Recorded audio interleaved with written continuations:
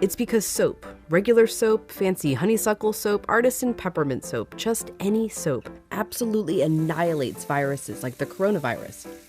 Here's how. This is what a virus, like coronavirus, looks like.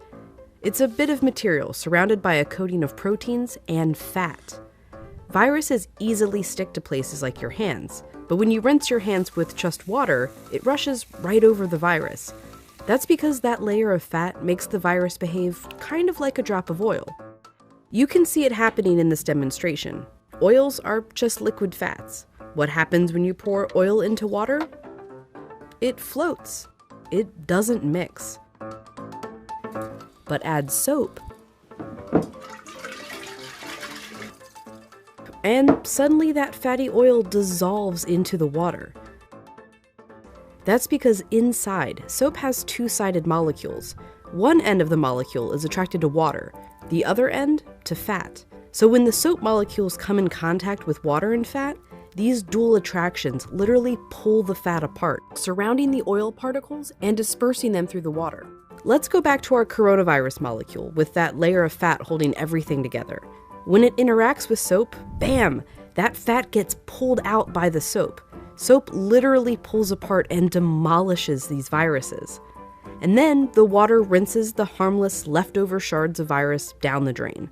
But, and you know where I'm going with this, it takes time for this effect to happen. 20 seconds to be specific. To show why, we ordered this lotion that mimics viruses and their fatty layers. It glows under a UV light. If you just rinse your hands under regular water, nothing comes off.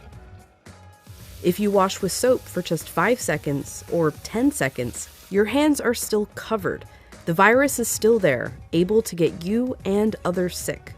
But 20 full seconds, now the soap is actually destroying the virus. Hand sanitizer works too because it's mostly alcohol, and alcohol works in a somewhat similar way to soap, breaking down that fatty layer. You need a high concentration of alcohol to make that work. The CDC recommends hand sanitizers with at least 60% alcohol. But even with 60% alcohol, the CDC recommends using soap if you can. If your hands are sweaty or dirty when you use the sanitizer, that can dilute it and diminish its effectiveness. As for soap, just any old soap works. You don't need soap marketed as antibacterial even. The FDA says skip it. There's no proof it's any more effective. Just be sure to wash your hands for 20 seconds. That's happy birthday twice. Happy birthday, dear. I guess me.